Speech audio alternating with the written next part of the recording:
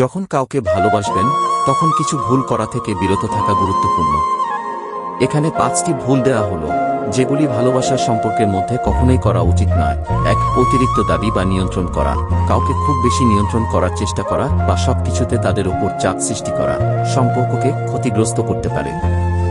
ভালোবাসায় স্বাধীনতা প্রয়োজন, যেখানে একে অপরের ব্যক্তিগত জায়গা ও স্বাধীনতাকে সম্মান জানানো হয়। 2. বিশ্বাসের অভাব বা সন্দেহ করা। সম্পর্কের মধ্যে একে অপরের ওপর বিশ্বাস রাখা খুবই জরুরি। অতিরিক্ত সন্দেহ বা বিশ্বাসের অভাব একে অপরের মধ্যে দূরত্ব সৃষ্টি করতে পারে। 3. অবহেলা করা। ভালোবাসায় যত্ন নেওয়া এবং অন্যজনের অনুভূতি বা প্রয়োজনকে গুরুত্ব দেওয়া উচিত। যদি আপনি সবসময় অন্যদিকে মনোযোগ দেন বা অবহেলা করেন, তাহলে সম্পর্ক দুর্বল হয়ে যেতে পারে।